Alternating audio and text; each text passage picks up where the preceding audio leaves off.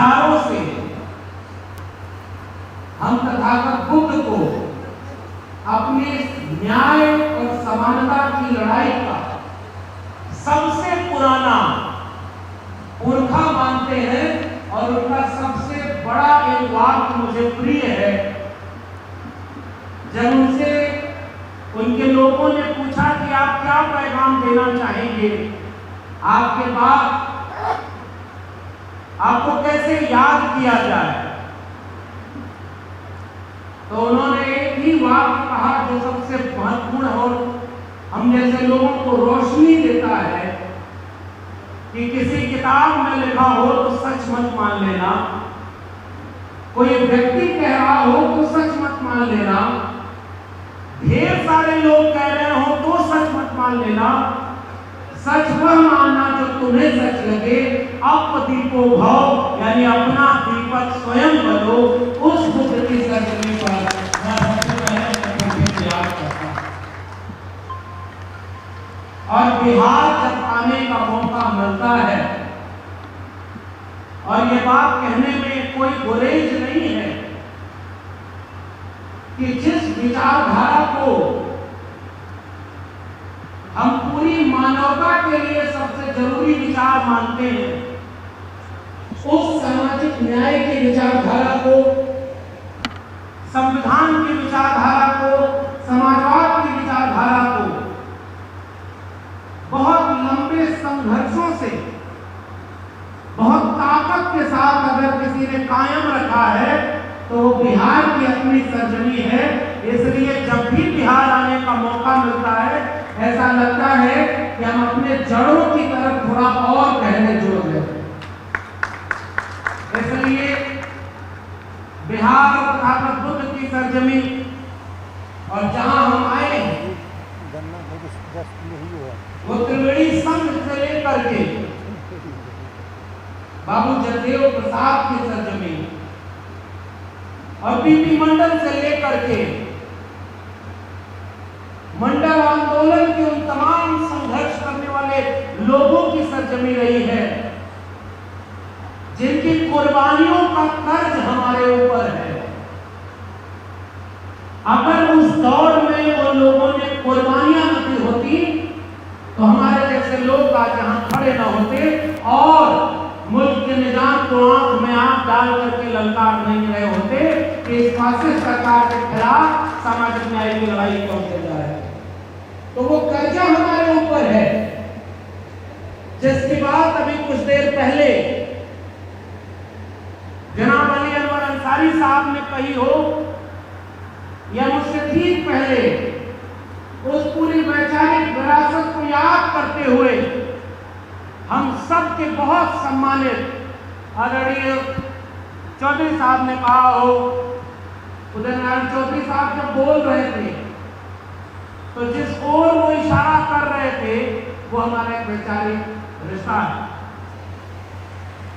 और जितनी बातें हमें कहनी थी उसका एक बहुत बड़ा हिस्सा, हमारे यहाँ बहुत सारे विधायक हैं, तो विधायक बनने के बाद पहला काम करते हैं फॉर्च्यूनर खरीदते हैं बढ़िया वाले। और आपके इलाके के विधायक हैं जो यहाँ खड़े होकर बोले कि फॉर्च्यूनर लेकर क्या करोगे, अगर उसको बेचकर अपने बच्चों को पढ़ाना हो तो विदेश पढ़ने भेजना, वैसे विधायक आपके देश में होते। तो बहुत सारी वैचारिक बातें सतीश जी ने कह दी, बहुत सारी वैचारिक बातें रिंकू जी ने कह दी, जो लगातार बिहार में जो दशकों पुराना संघर्ष का विरासत है, सामाजिक न्याय की जो विरासत है, जिससे शायद नई पीढ़ी के लोग वाकिफ भी नहीं हैं, उस विरासत को याद करते हुए सामाजिक न्याय आंदोलन मंच चला रहे हैं। और उसके साथ चाहे वो गौतम प्रीतम जी हो, चाहे वो अलवर से आए हुए सुबोध जी हो, और मंच पर तमाम लोग बैठे हुए हैं जिन्होंने उन संघर्षों की विरासत को याद किया और बहुत वक्त से जिस कार्यक्रम को बहुत मुश्किल से चला रहे हैं। मैं तो ऐसे कार्यक्रमों के लिए सबसे पहले संचालक धन्यवाद करता हूँ। कहाँ गए डीके डाले बाबू? देखिए अभी भी काम में लगे हुए हैं, उत्साह भी कम नहीं होने दिया, लेकिन इतने वक्ताओं को बुलवाया और सम्मान के साथ बुलवाया, उसके लिए इनको भी धन्यवाद देना चाहिए। और आयोजन कर रहे ओबीसी महासभा के तमाम पदाधिकारी और वीरेंद्र बाबू का बहुत धन्यवाद। पहले ये कार्यक्रम अगस्त में होने वाला था, 18 अगस्त को तारीख मुकर्रर हो गई थी। इन्होंने हमसे कहा कि आपको 18 को आना है, सब कुछ तय हो गया, लेकिन मुझे बहुत जरूरी काम से लखनऊ जाना पड़ा। हमने वीरेंद्र बाबू से निवेदन किया, इन्होंने पूरे उस कार्यक्रम की तारीख 18 से 21 अगस्त कर दी। फिर उस दिन उस दिन 21 अगस्त को नहीं चल रही, आवाज जाएगी सब लोग के लिए। 21 अगस्त को कार्यक्रम तय हुआ और 21 अगस्त को हमने ये सोचा कि ये सामाजिक न्याय सम्मेलन होगा। आप लोग मत बोलिए, हमें बोलने दी आवाज जाएगी। और 21 अगस्त को जब कार्यक्रम तय हो गया और उस कार्यक्रम के तय होने के बाद एक और वाकया हो गया, जिसका जिक्र इसलिए करना जरूरी है क्योंकि आज के विषय से वो बहुत सीधा जुड़ता है। और वो वाकया ये था कि सुप्रीम कोर्ट में बैठकर कुछ जजों ने यह फैसला किया कि इस देश के शेड्यूल कास्ट और शेड्यूल ट्राइब में क्रीम बहुत हो गई है और क्रीमी लेयर लागू कर दिया जाए। यह सुझाव दिया गया और वर्गीकरण कर दिया जाए, क्योंकि शेड्यूल कास्ट और शेड्यूल ट्राइब की थोड़ी सी जातियों को बहुत ज्यादा लाभ मिला, इसलिए उनका बांट दिया जाए, बंटवारा कर दिया जाए। देश में 21 अगस्त को भारत बंद का ऐलान हो गया, तो वीरेंद्र बाबू ने कहा कि हम तमाम लोग एकजुटता की बात करते हैं और सुप्रीम कोर्ट बांटने के लिए कोशिश कर रहा है और वह भी बिना आंकड़ों के। तो उस भारत बंद की वजह से यह कार्यक्रम नहीं हो पाएगा, तो उस कार्यक्रम को 21 अगस्त से फिर बदल करके 8 सितंबर तय किया गया। और इतनी बाधाएं एक साथ इस कार्यक्रम में आई। कार्यक्रम शुरू होने के पहले बिजली चली गई, जनरेटर खराब हो गया। कार्यक्रम के बीच में बिजली चली जा रही है और कार्यक्रम चूंकि वैचारिक है, लोगों को भूख भी लग रही है, समय भी हो रहा है। अभी मान लीजिए कथा भागवत का कार्यक्रम होता और एक लाइन संचालक बोलता कि अगर पूरा कार्यक्रम सुने खाना खाए तो 24 घंटे में कोई अनहोनी जीवन में हो जाए, तो कोई खाना खाने जाता क्या? अब यहाँ आए हैं, लगता है कि भाषण में सुनना है, बाद में सुन लेंगे, तो बहुत सारे लोग खाना खाने में चले गए। हम उम्मीद करते हैं कि वो लोग खाना खा के आ जाएंगे और जिस मकसद से कार्यक्रम हुआ है उसका विचार लेकर जाएंगे।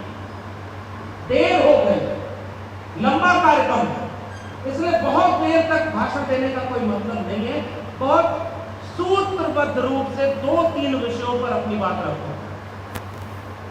तो ये जो ओबीसी महासभा ने कार्यक्रम किया, सामाजिक न्याय सम्मेलन और बहुजन संवाद, जिन्होंने भी संवाद शब्द रखा है उनको मैं विशेष धन्यवाद दूंगा, क्योंकि इस तरह के कार्यक्रमों में अच्छा ये होता है कि जितने लोग मंच पर बैठे हैं, मैं सबसे आदर्श कार्यक्रम वो मानता हूं कि अगली बार आप यहाँ एक दरी बिछाइए, दरी पे हम सब लोग बराबर बैठे रहेंगे और बतियाया जाएगा। यहाँ कोई चीफ गेस्ट जैसा कार्यक्रम नहीं होता। मुझे बहुत खराब लगता है जब कोई मंच पर आकर अकेले गुलदस्ता भेंट करे।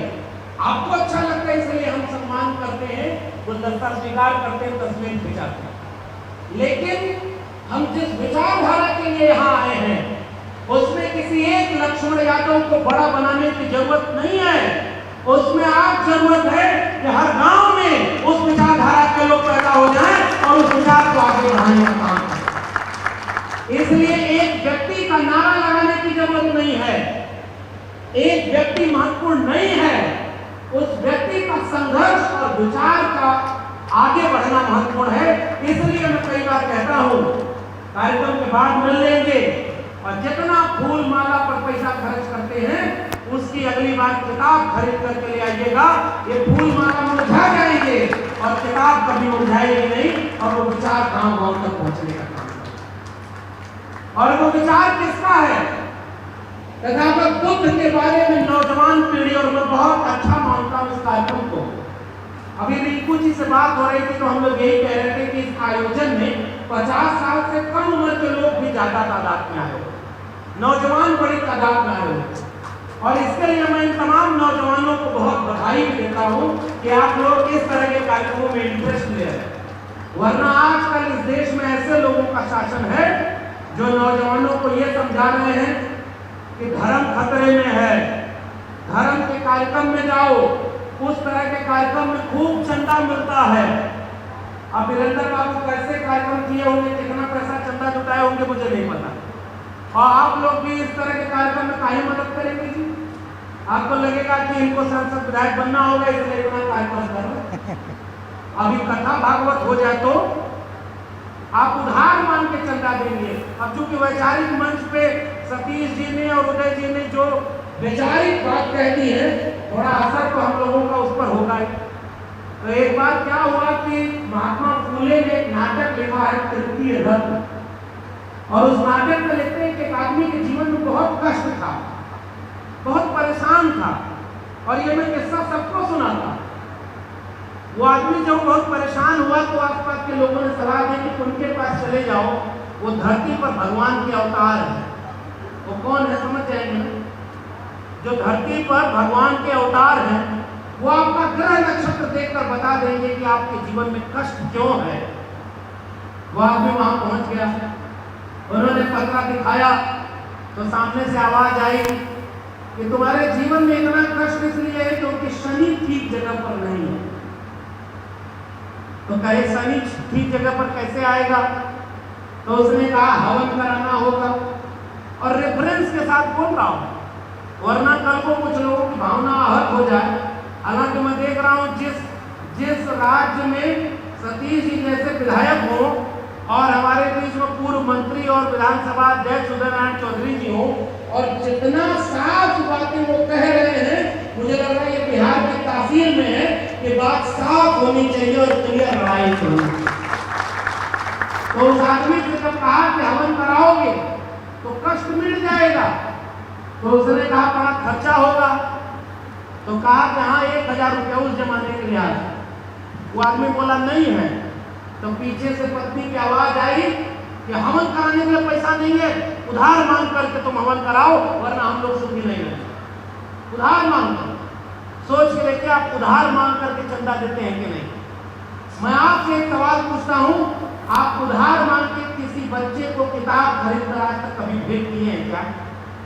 किसी को कलम भेंट किए हैं क्या? कोई बच्चा अगर फीस नहीं जमा कर पाया कि स्कूल में पढ़ने नहीं जा पा रहा है क्योंकि उसके माँ बाप के पास पैसा नहीं है, तो बताइए कितने बच्चों को आपने अपने पैसे से पढ़ाया है? तो मुफ्ती स्कूल देगा कि क्या देगा? बाबा साहब अम्बेडकर कहा करते थे कि ये मंदिर मस्जिद जाने वाली भीड़ जिस दिन स्कूल कॉलेज और विश्वविद्यालय जाने लगेगी उस दिन सोने की दुनिया बन। तो हम तो 14 साल, और साहब कह रहे थे कि 14 साल वनवास, और मेरे लिए वो 14 साल कितना बड़ा है कि उसने हमें बनाया। हम लोग कलम और किताब की वजह से बने, लेकिन हमारे हाथ से कलम और किताब छीन ली गई, छीन लिया उन लोगों ने। क्यों? इसलिए नहीं कि मेरिट नहीं थी, इसलिए क्योंकि हम बोलते हैं, सच बोलते, उनके मुताबिक नहीं बोलते। और गुनाह केवल इतना था कि मेरे लहजे में जी हजूर न था और कोई मेरा कसूर न था। वो कहते थे कि बोलिए तो उनके हिसाब से बोलिए, बोलिए तो वो बोलिए जो नागपुर कहता है। हम बुद्ध की जमीन पर है, बुद्ध का पैगाम था, बुद्धं शरणं गच्छामि, धम्मं शरणं गच्छामि, संघं शरणं गच्छामि। आजकल यूनिवर्सिटी में सब क्या कर रहा है? हमारे लोग भी कह रहे हैं पहले संघम शरणं गच्छामि हो जाते हैं, नौकरी ले लेते हैं, परमानेंट हो जाए के बाद में बुद्धम शरणं और संघम शरणं और धम्मम शरणं हो जाए। अगर आप आरएसएस की शाखा में जा रहे हैं, अगर आप आरएसएस के हैं, तो आप विश्वविद्यालय में प्रोफेसर बनेंगे, कुलपति बनेंगे, डीएम बनेंगे, एसपी बनेंगे, कॉलेजियम सिस्टम से जज बनेंगे, जज बनकर वहां फैसला देंगे, टीवी मीडिया में बैठ करके देश को बर्बाद करने के नफरत का व्यापार करेंगे। और अगर आप आरएसएस से नहीं हैं, तो आपको कहीं भी मौका नहीं मिलेगा। ये इस देश में सबसे बड़ा खतरा इस समय नागपुर के आरएसएस के लोग बने हुए हैं, जो एक विचारधारा के रंग में सबको रंगना चाहते हैं। इसलिए सामाजिक न्याय की लड़ाई उस दक्षिणपंथी धर्म के नाम पर, देश को बांट करके सांप्रदायिकता के नाम पर आग लगाने वाले लोगों के खिलाफ बराबरी और न्याय की लड़ाई है। इसलिए हम सामाजिक न्याय सम्मेलन में आपके बीच में आए हैं, ये कहने कि हम बंटने वाले और लड़ने वाले लोगों के साथ नहीं है, हम एकजुट होने की बात करने के लिए ना। और इसलिए जब उन्होंने नौकरी से निकाला, और जिसके बाद अभी उदय जी कह रहे थे, मैं बहुत शुक्रिया अदा करता हूँ कि हमारे बीच के तमाम साथी कल के कार्यक्रम में कहां किताबों के कार्यक्रम में थे, और जो बात बोली है वो मेरी हिम्मत और मेरे लिए तमकीन की बात है। और जो बात बोली है उस किताब के बारे में, उस किताब को आप यहाँ से ले नहीं सकते, इसलिए मत पढ़िएगा कि वो केवल लक्ष्मण यादव के लिए खरीद ले। वो उस किताब को इसलिए पढ़िएगा अगर आपको समझना हो कि इस देश में आज की तारीख में सबसे पहले खतरे में कुछ है तो कलम किताब खतरे में है, स्कूल कॉलेज विश्वविद्यालय और शिक्षा खतरे में है, और भीतर से कैसे घुन की तरह उसको बर्बाद किया जा रहा है। अगर यह बात आज आप नहीं पढ़ेंगे तो 25-50 साल बाद अगर इस देश के सरकारी स्कूल, सरकारी कॉलेज, सरकारी विश्वविद्यालय खंडहर बन जाएंगे या किसी पूंजीपति का कारखाना बन जाएंगे, तो आने वाली पीढ़ी आपसे और हमसे एक सवाल पूछेगी कि जब इन्हें खंडहर बनाया जा रहा था तो कोई समाज को जगाया कि नहीं, बताया कि नहीं, तो उसे प्रोफेसर की डायरी मिलेगी कि हाँ एक प्रोफेसर था जो अपनी नौकरी को चिंता किए बिना जमाने से कह रहा था स्कूल कॉलेज और विश्वविद्यालय को बचा लेना, वरना तुम्हारी पीढ़ियां मानसिक रूप से गुलाम पैदा हो। क्योंकि शिक्षा का काम केवल डिग्री बांटना नहीं है, चेतना देना है, समझदारी देना है। इस बात की समझदारी कि जानवर का बच्चा भी उसको पता है कि गौमूत्र नहीं पिया जाता है, गाय का दूध पिया जाता है। और आजकल यूनिवर्सिटी के प्रोफेसर कहते हैं गौमूत्र में विज्ञान होता है, तो तुम 2-2 गिलास पीते रहो, हम दूध पीने वाले लोग जानते हैं कि गोबर खाया जाता है कि हलवा खाया जाता है। कोरोना आया था तो इस देश में कहा गया कि अगर गोबर, गाय का गोबर लीप लेंगे तो कोरोना नहीं होगा। याद है? हम लोग भूल बहुत जल्दी जाते हैं। कोरोना आया तो प्राइवेट हॉस्पिटल बंद थे, सरकारी अस्पतालों में इलाज हुआ। ऑक्सीजन का सिलेंडर कौन पहुंचा रहा है? कभी मजाक नहीं देखा किसी ने कि अगर खून की जरूरत पड़ी तो वो खून हिंदू का है या मुसलमान का है, दलित का है, पिछड़े का है, पसमानदा का है या आदमी पिछड़े का है। खून लेते समय नहीं देखते, और जब इंटरव्यू लेकर नौकरी देना होता है या सुप्रीम कोर्ट में जज बनाना होता है तो तुम वहां कॉलेजियम सिस्टम चलाते हो और यहाँ पर जातिवाद करते हो कि अगर राष्ट्रपति भी बन जाएंगे तो उनको मंदिर में घुसने नहीं दिया जाएगा। बताइए सबसे बड़ी बीमारी क्या है? जातिवाद है कि नहीं? उस कोरोना में नई शिक्षा नीति लागू कर दी गई, किसानों के कानून लागू कर दिए गए, और बताओ नौजवानों, अगर ये बात हम और आप समाज को नहीं बताएंगे कि वो 3 किसानों के कानून आपदा को अवसर में बनाने के समय पास किए गए थे, बताइए सही है गलत? किसानों की फसलों और नस्लों अडानी के हाथ में। उसके लिए किसानों के कानून बनाए गए। हमसे समझदार तो किसान निकले जो उन तीनों कानूनों को वापस लाने के लिए 13 महीने आंदोलन किया। 750 किसान शहीद हुए, लेकिन उन कानूनों को वापस लिया। लेकिन उसी आपदा को अवसर में बदलने के वक्त नई शिक्षा नीति लागू करके कलम और किताब को अंबानी अडानी के हाथों बेच दिया गया है। और हमको सच बताइए, पता ही नहीं है कि स्कूल और कॉलेज बिक गए। मैं आपसे ये कहने आया हूं, सरकारी अस्पताल जैसे बर्बाद हुआ वैसे सरकारी स्कूल बर्बाद हो रहा है, सरकारी विश्वविद्यालय बर्बाद हो रहा है। और जो बचा है वहां नागपुर आरएसएस की शाखा का वहां आदमी सब अपॉइंट किया जा रहा है। ये हमारे दोस्त यहाँ अग्रज बैठे हुए हैं, प्रोफेसर हैं यहाँ गया यूनिवर्सिटी में, डॉक्टर अनुज कुमार तरुण। हम लोग दिल्ली विश्वविद्यालय में साथ थे और आंदोलन किए कि ये सुप्रीम कोर्ट में बैठे हुए न्यायाधीश जो कॉलेजियम सिस्टम से आए हैं, वो कभी 13 पॉइंट रोस्टर ले आते हैं, तो कभी जो है 2 अप्रैल का भारत बंद करना पड़ता है क्योंकि SC/ST एट्रोसिटी प्रिवेंशन एक्ट को बदल देते हैं। और अभी हाल ही में वो वर्गीकरण और क्रिमी लेयर लेके आए। सुप्रीम कोर्ट में सब बैठा हुआ है। बिहार में है तो आजकल एक बात चल रही है, परिवारवाद। परिवारवाद, अगर आप गृह मंत्री हैं तो अपना बेटा को, जिसको न बोलने आता है, न ठीक से चलने आता है, न बतियाने आता है, जीवन में कभी बैट बल्ला पकड़ा नहीं है, पहले उसको BCCI का चेयरमैन बनवा देंगे और उसके बाद इंटरनेशनल क्रिकेट काउंसिल का चेयरमैन बना देंगे। हजारों करोड़ रुपया वो गृह मंत्री अमित शाह का बेटा जय शाह कमाएगा और उन्हीं की राजनीति करने वाले आपके घर में आके कहेंगे कि अपना बेटा बेटी को बहुत धर्म खतरे में है और धर्म बचाने के लिए तलवार लेकर करते हैं। इसलिए मैं आपके बीच में चेतावनी देने आया हूं कि परिवारवाद वहां कहीं नहीं है कि गृह मंत्री का बेटा धर्म बचाने का ही नहीं आता। अच्छा, गृह मंत्री के बेटा को कोई कथा भागवत करते सुना है क्या? वो बढ़िया एकदम कोट पैंट पहनकर कभी क्रिकेट मैच कराता है, अंग्रेजी बोलते सुना ही नहीं आपने उसे? नहीं सुना। आजकल बिहार में सब एक नया सब जादूगर आया है, बहरूपिया। वो कह रहा है कि 9वां फेल आदमी कैसे मुख्यमंत्री बनेगा। आज तक उसकी हिम्मत नहीं हुई कि बताओ देश के प्रधानमंत्री की डिग्री कौन सी है और जो फेक है कि नहीं है, इसका सवाल आज तक तुमने काहे नहीं पूछा हुआ। इस देश के प्रधानमंत्री की डिग्री झूठी है, ये बात हम नहीं कह रहे, क्योंकि हमारे ही यूनिवर्सिटी से वो डिग्री बनी और जिस सन में वो पढ़ाई की डिग्री बनी है उस सन में वो वाला फॉन्ट ही नहीं बना था जिसमें प्रधानमंत्री की डिग्री बन गई। अब प्रधानमंत्री का भाषण सुने, वो किताब दीजिए हमको, और बात प्रधानमंत्री की है तो बढ़िया से सुनिएगा।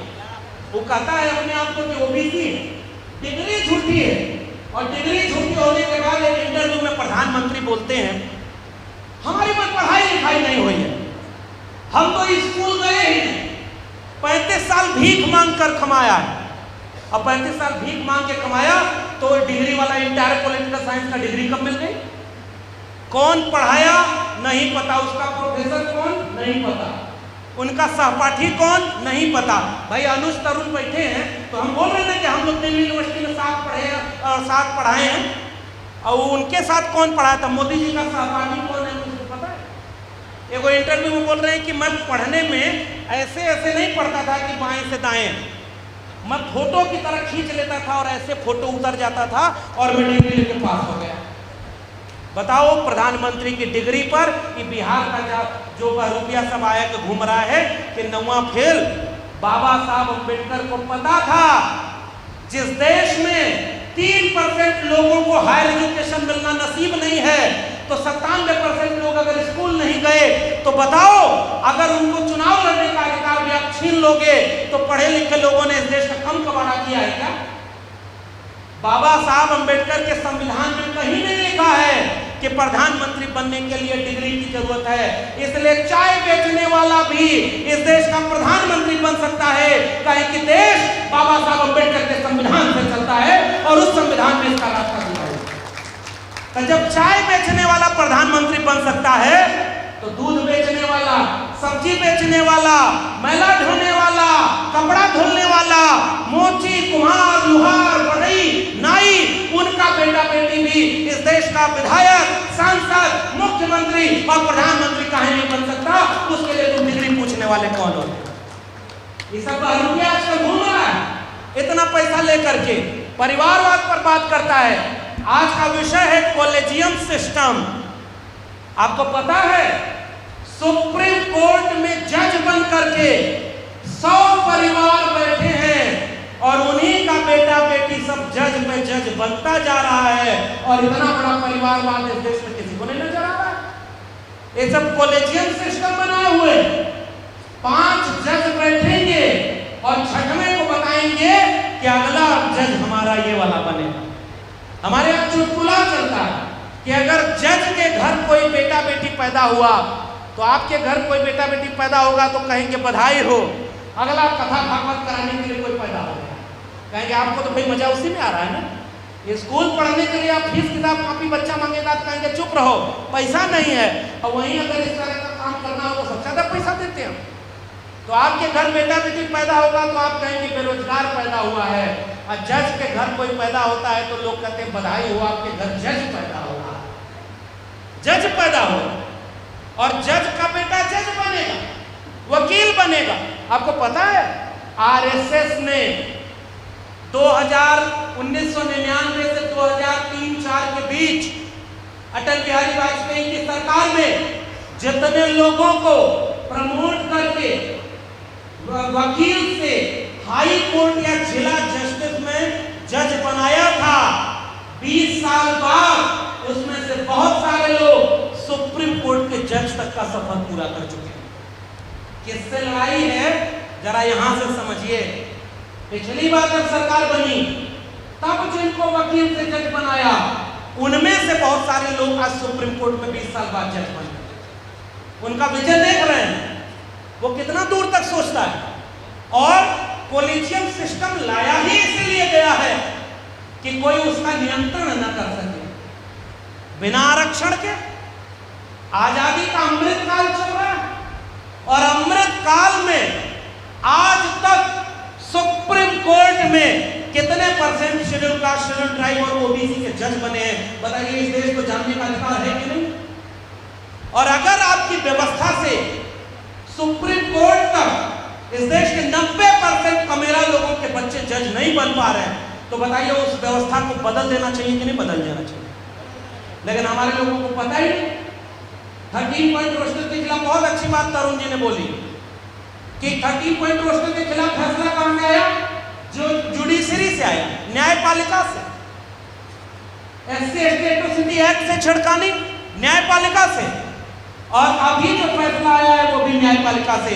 उस न्यायपालिका ने एक बार भी बोला क्या कि शेड्यूल कास्ट और शेड्यूल ट्राइब का वर्गीकरण करने के लिए आंकड़े की जरूरत है, और बिना जाति जनगणना कराए आंकड़े नहीं मिलेंगे तो देश की पॉलिसी कैसे बनेगी? तो जाति जनगणना पर एक भी बार उनका फैसला नहीं आएगा, लेकिन एससी एसटी को लड़ा दो, ओबीसी ओबीसी को लड़ा दो, पिछड़े को अति पिछड़े से लड़ा दो, आदिवासी को आदिवासी से लड़ा दो, और अपने बच्चों को कॉलेजियम सिस्टम से जज बनाते हो।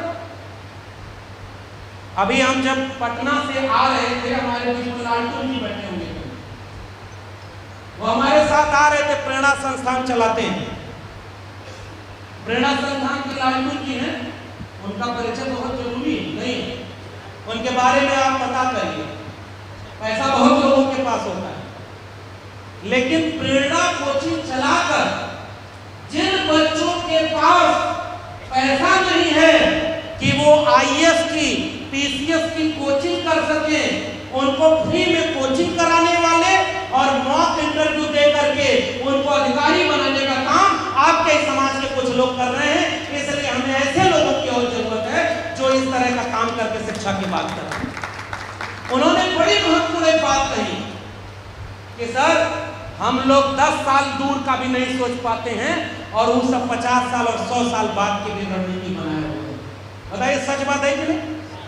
आज हम लोग केवल इस बात को सोच रहे हैं कि हम हालांकि भाजपा की सरकार एक आध बार और आ गई तो 50 साल 100 साल बाद की छोड़िए, 5 साल बाद क्या होगा इसी का पता नहीं। हर घर के सामने एक बुलडोजर खड़ा होगा। सबसे पहले बुलडोजर चलेगा किसी मुसलमान के सामने, उसकी दाढ़ी देखकर, उसकी टोपी देखकर उसके घर को गिरा दिया जाएगा। फिर वो बुलडोजर चलेगा किसी दलित के घर के पास, फिर वो बुलडोजर चलेगा किसी अति पिछड़े के ऊपर, फिर वो बुलडोजर चलेगा किसी ओबीसी समाज के ऊपर, और एक दिन वो बुलडोजर सबको जमींदोज कर देगा। और जो लड़ाई बाबू जगदेव प्रसाद ने यहाँ पे खड़े होकर के शुरू किया था, जिसके लिए इसी जगह पर कुर्बानी दी थी, जब डॉक्टर राममनोहर लोहिया कहते थे कि संसोपा ने बांधी गांठ, पिछड़ा पावे 100 में 60। देखो ये ओबीसी समाज का आंदोलन, त्रिवेणी संघ से लेकर के जगदेव बाबू का नारा, और नौजवानों ये जिम्मेदारी तुम्हारे ऊपर है इस बात को गांव-गांव पहुंचाना। कि उस नारे को आगे बढ़ाकर उन्होंने कहा कि 100 में 90 शोषित हैं, शोषितों ने ललकारा है, और धन धरती और राजपाट में 90 भाग हमारा है, 10 का शासन 90 पर नहीं चलेगा। अब मैं आपसे एक सवाल पूछना चाहता हूं कि हम नारा तो लगा गए और उस नारे के लिए जगदेव बाबू कुर्बानी दे गए, लेकिन 90% है कहां? वो कहां है 90%? अपने सब एक जगह बैठे हुए हैं वर्चस्वशाली लोग। वही कॉलेजियम सिस्टम में जज बने हैं, विश्वविद्यालयों के कुलपति बने हैं, प्रोफेसर बने हैं। मैंने आईटीआई लगाई के बैठे हुए यहाँ पर इतने फाइटर आदमी हैं कि दिल्ली यूनिवर्सिटी ने परमानेंट नहीं किया। हमारा भी बिहार में नौकरी लगा था, तिलका मांझी यूनिवर्सिटी भागलपुर में, लेकिन हमने सोचा कि जिस यूनिवर्सिटी में हम पढ़े हैं और हम उस समय पढ़ा भी रहे थे तो हम वही परमानेंट हो गए। तो अनुज जी की भी नौकरी लग गई। अनुज जी का घर चूंकि बिहार है, तो अनुज जी सोचे कि हम लोगों ने बाबा साहब के मिशन के लिए इतनी लड़ाई लड़ी है, ये सब दिल्ली में परमानेंट नहीं करेगा, और आज यहाँ पर मगध यूनिवर्सिटी में प्रोफेसर है। और जब से प्रोफेसर बने, शिक्षक संघ के अध्यक्ष बन गए, पदाधिकारी बन गए, अम्बेडकर की बात करने लगे, तो इनके यूनिवर्सिटी में भी बहुत से लोगों के पेट में दर्द होने लगा होगा कि बाबा साहब की बात करने वाला यूनिवर्सिटी में कौन आ गया। यहाँ तो केवल इस बात की बात करना चाहिए कि नाली के गैस से चाय कैसे बनाई जाती है, इस पर पीएचडी होनी चाहिए। समझ नहीं पाए क्या कि नाली के गैस से चाय कौन बनाया? जोर से बोलिए। अरे भाई, अब गया के लोग नहीं जानेंगे तो इतने बड़े महापुरुष से आप वंचित रह जाएंगे, जो पैदा नहीं हुआ है, अवतार लिया है इस देश का बेड़ा गर्क करने के लिए। मैं प्रधानमंत्री जी की बात कर रहा हूँ। नाले के गैस से चाय वही बनाया करते हैं। स्कूल कॉलेज विश्वविद्यालय बर्बाद किया इसीलिए जा रहा है कि दिमाग की गुलामी आपको आ जाए और आप भी कहें कि हाँ, नाली के गैस से चाय बनाई जाती है। बादल आता है तो रडार काम नहीं करता।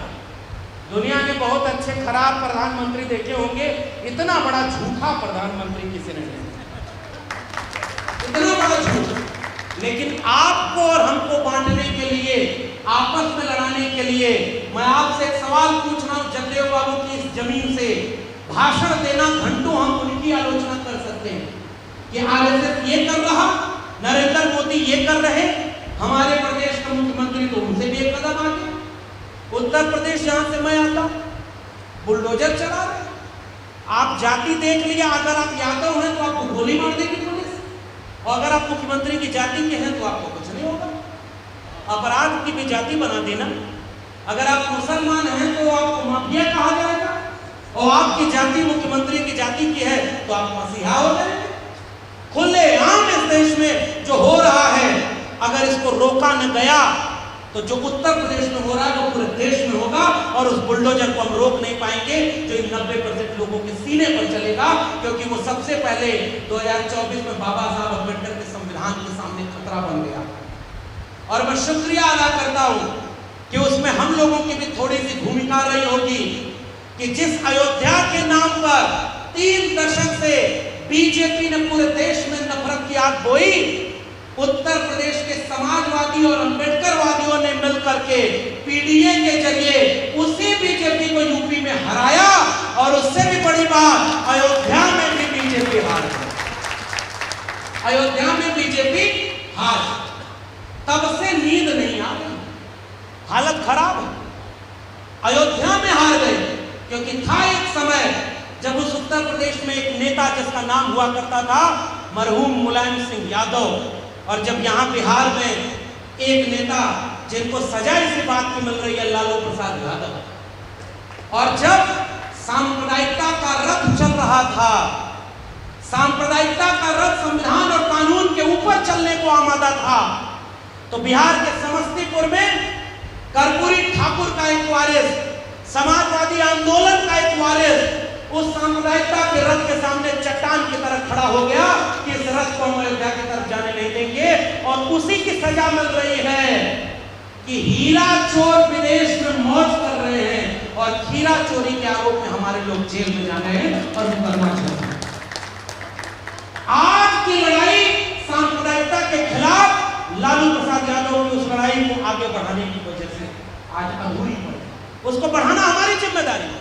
और उस समय उत्तर प्रदेश में जब लोग कुछ कानून को हाथ में लेकर हमला करने जा रहे थे कहीं, तो नेताजी मुलायम सिंह यादव जी ने कानून का राज बचाने के लिए, बाबा साहब के संविधान की रक्षा के लिए कानून को हाथ में लेने वालों को जब सजा देने का काम किया, तब जाकर के सामाजिक न्याय स्थापित हुआ था। वो हिंदू मुसलमान की लड़ाई का नाम हमारे सामाजिक न्याय में नहीं। और आज हमारे बच्चों को कहा जा रहा है कि तुम्हारा दुश्मन कौन? मुसलमान। मैं आपसे कहने आया हूं कि तुम्हारा दुश्मन कौन? जो शिक्षा को निजी हाथों में बेच रहा है और हमारे आने वाली पीढ़ियों को मानसिक रूप से गुलाम बनाना चाहता है। हमारा और आपका दुश्मन कौन? जो कॉलेजियम सिस्टम की पैरोकारी करके अपने चहेते वकीलों को जज बनवा करके अपने मन मुताबिक फैसला दिलवा रहा है।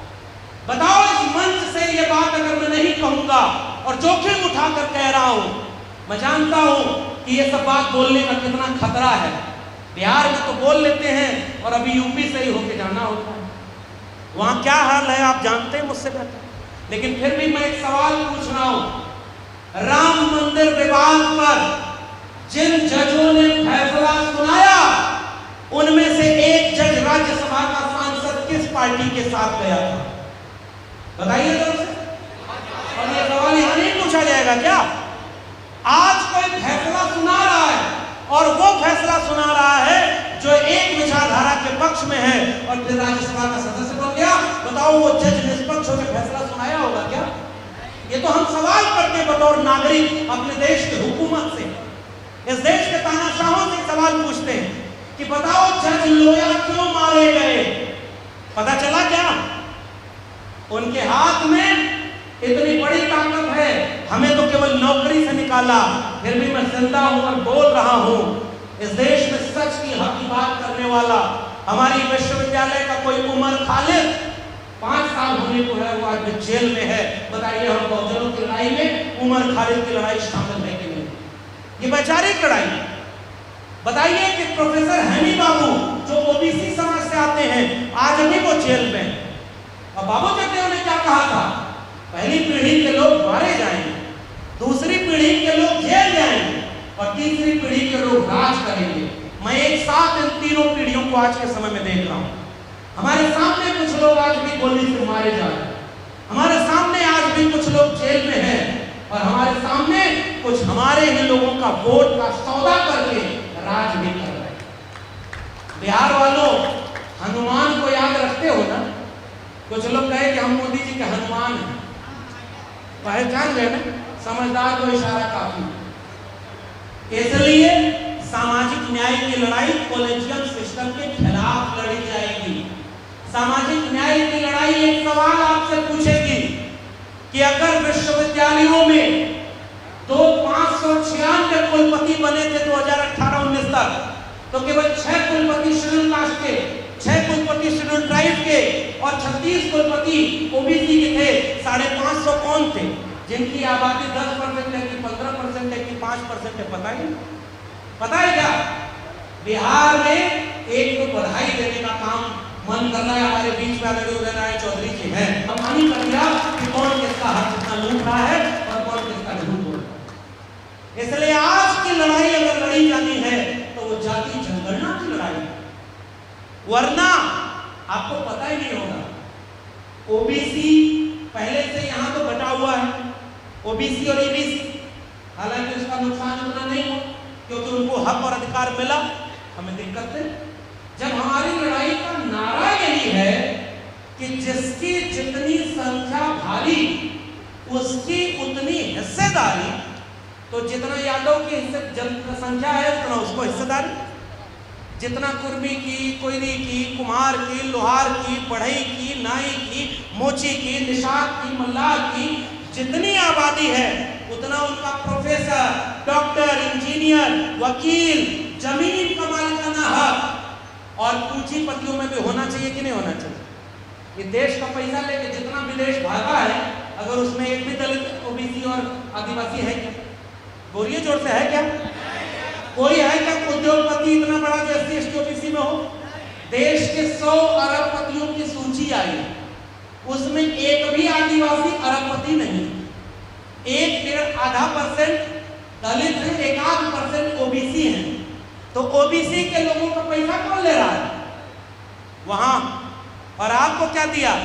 अपने बेटा बेटी को कहा कि डीएम बनो, एसपी बनो, ब्यूरोक्रेसी में जाओ, जुडिशरी में जाओ, और हमारे आपके घर के लिए क्या कहा?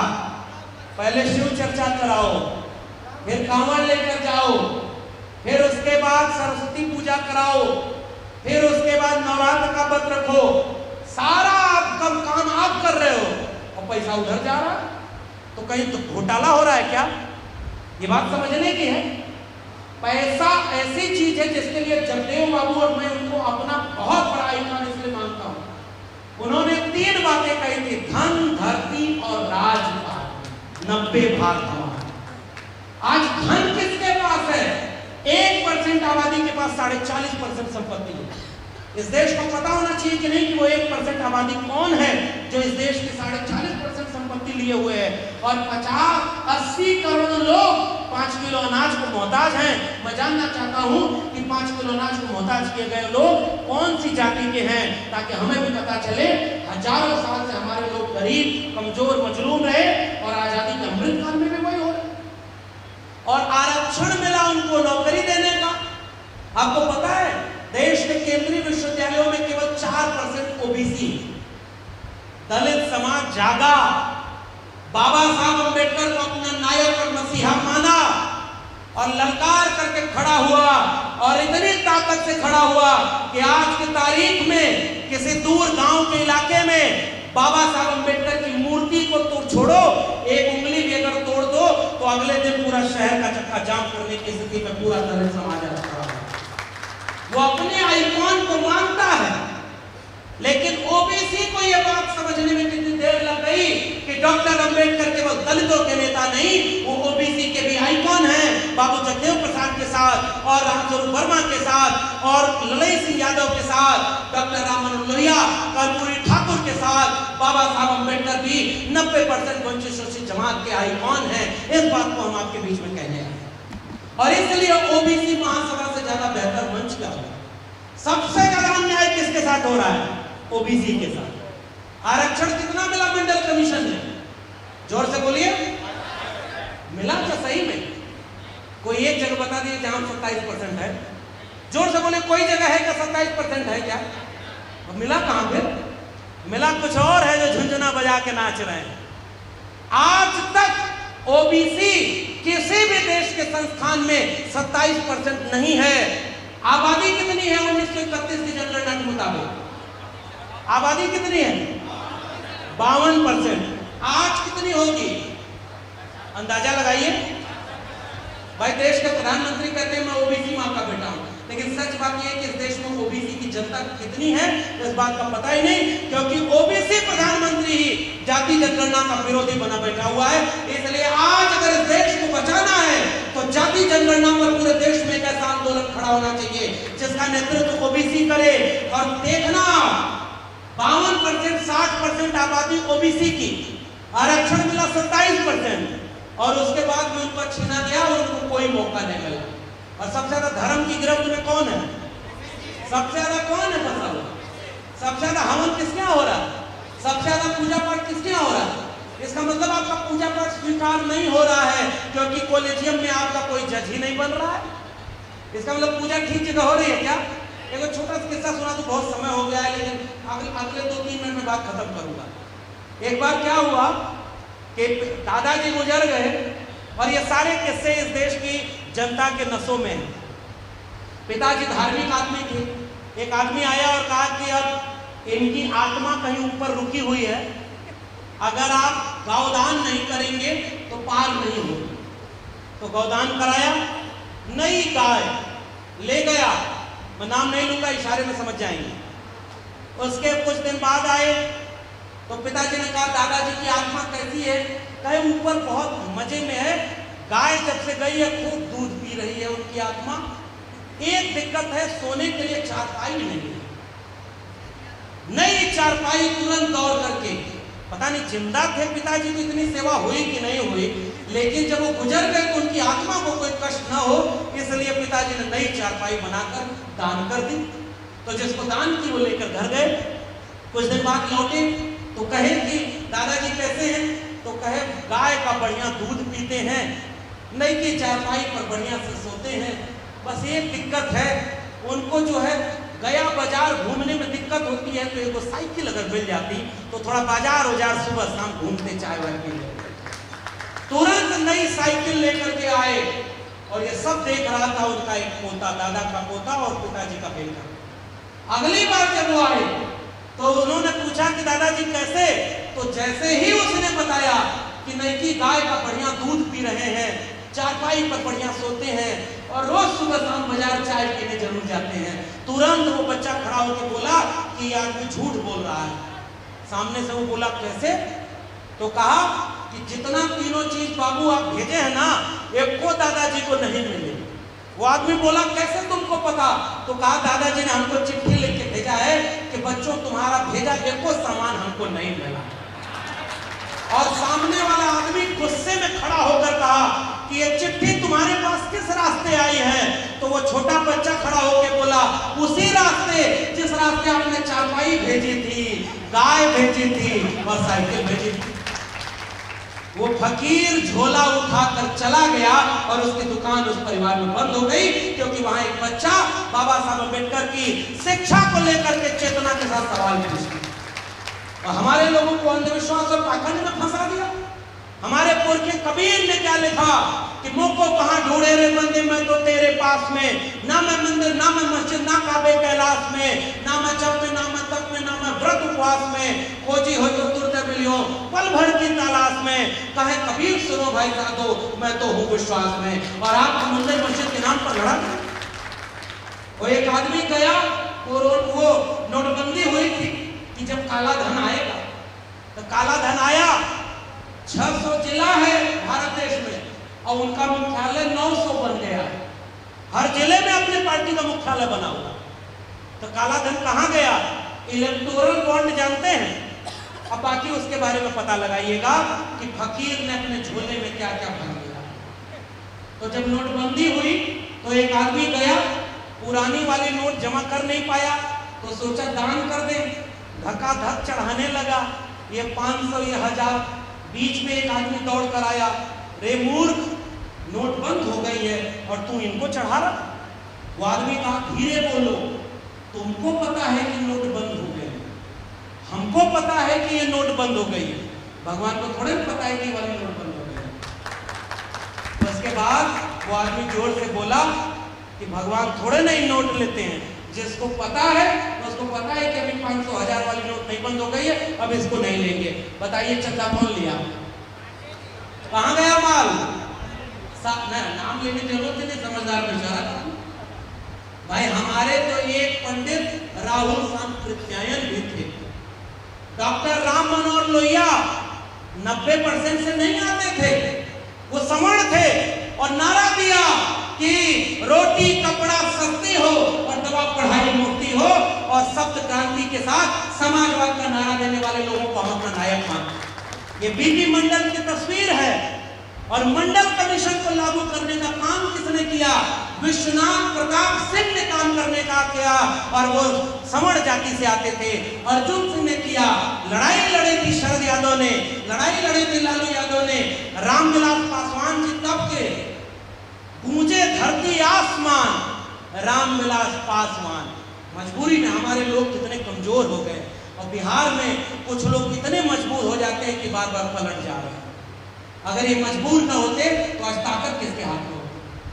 तो लड़ाई लड़ी। और आपको एक फैक्ट देकर जा रहा हूं, ओबीसी के लिए आरक्षण मिलना था मंडल कमीशन में, और दिल्ली में जंतर मंतर पर अनशन करने कौन बैठे थे पता है?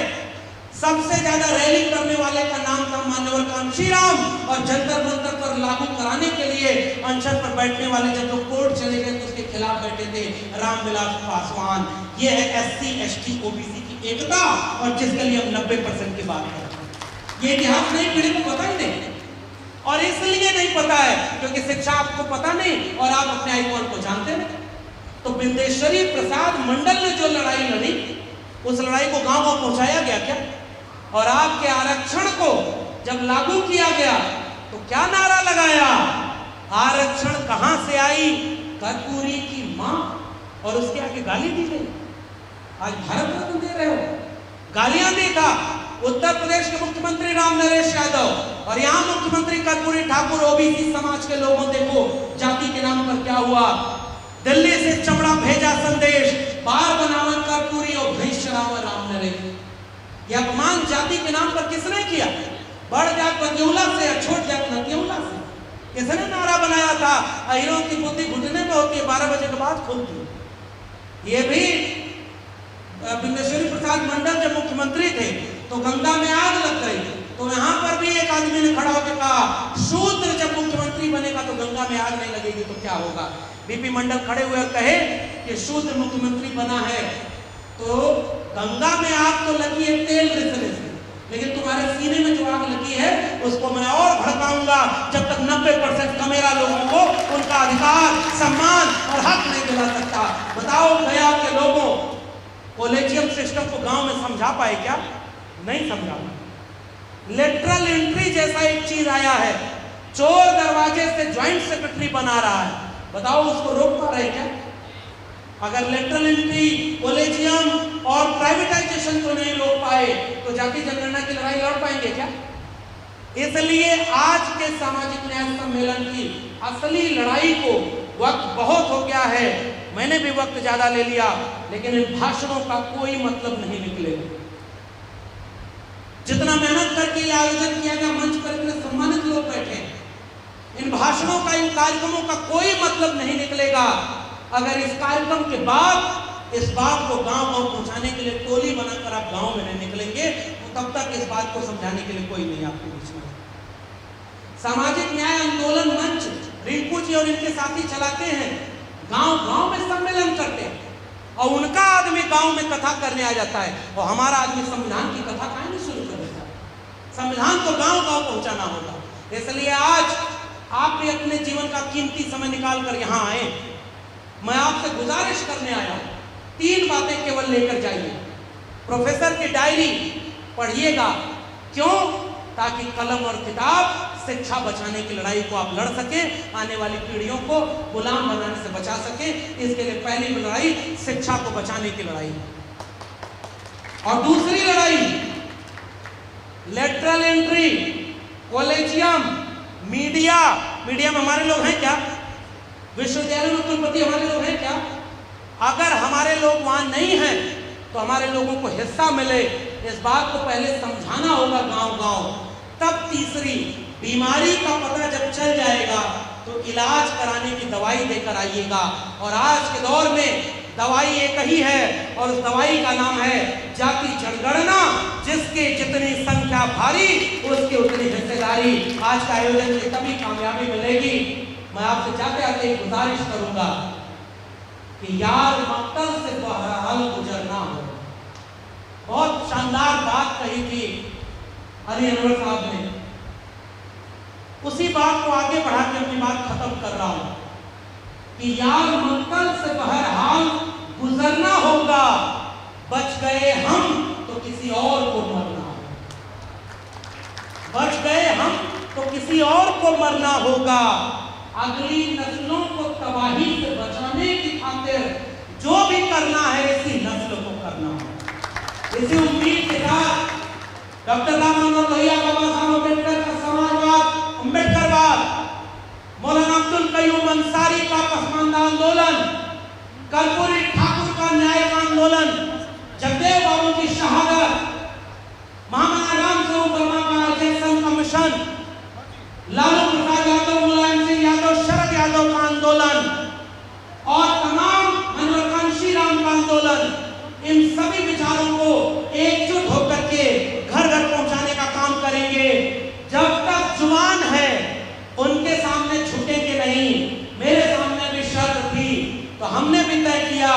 कि जुल्म के साये में लब खोलेगा कौन, और हम भी चुप रहे तो फिर बोलेगा कौन।